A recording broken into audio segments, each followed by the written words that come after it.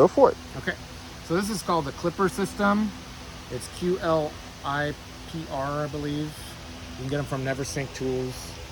If you buy a complete set, it'll come with 2 of these clips, metal clips with a foam inner pad that is interchangeable, and this metal rod.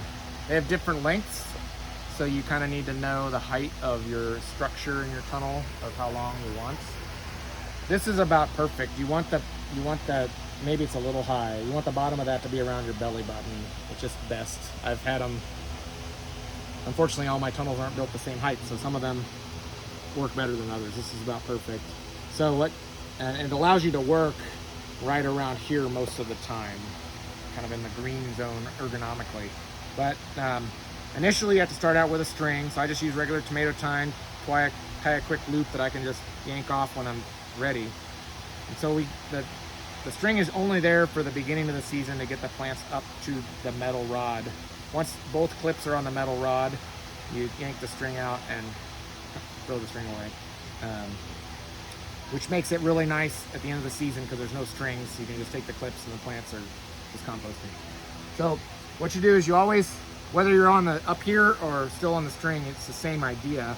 You're gonna take the bottom clip off and you just squeeze it.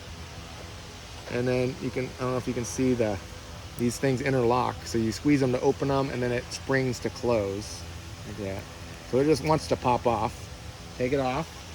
And I'm gonna take the plant and go up high. I'm gonna go, I mean, this is probably good, the highest place I can without hurting something. And sometimes I wanna be careful about the flower clusters where I'm at. And put it on there like that. So it clips onto that metal thing. Yeah, that's... So that the clip, the top clip is just there to keep the plant from flopping. It's not really holding much weight. If you can, you want it a little bit further down. There's not a lot of room here. So that as that branch grows, it's not really pressed up against it. Anyway, this one's holding all the weight.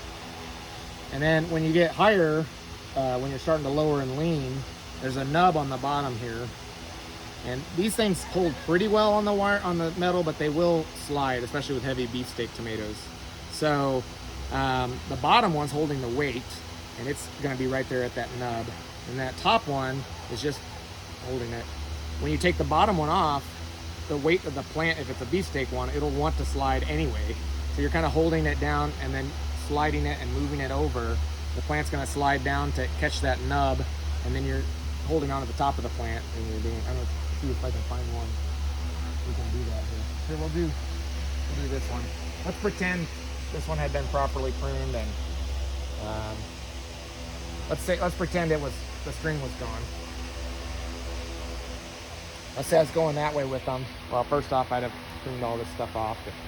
But, so I would take this bottom one off, and with cherries, it's not gonna have enough weight, but then I can just barely squeeze it, and imagine these aren't here.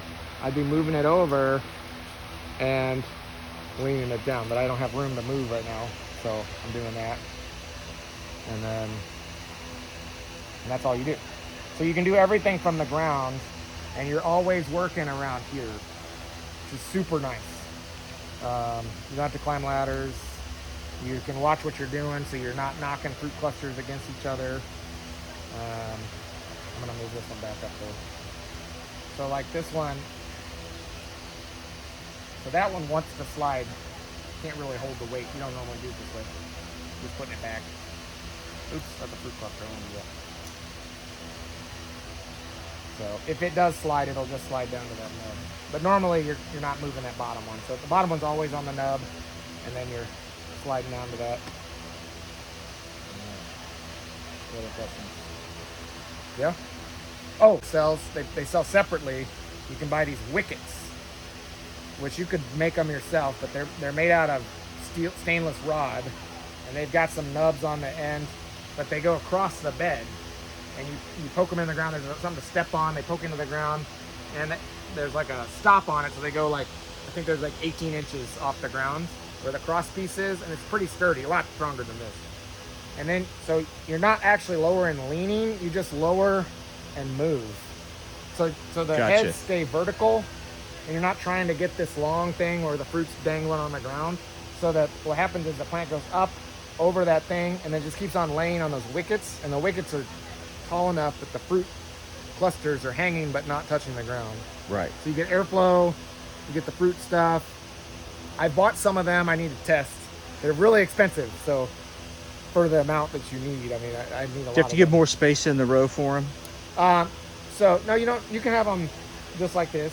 So they would just you'd have them like every 3 feet or something. Oh, okay. And then the plants would just lay on them. So it's supporting the weight of the plants. And then imagine instead of lower and lean where they're all like at a long horizontal, like diagonal thing, you got them, they're like pretty much like this and then straight up. And you just keep on moving over, keeps laying down on there.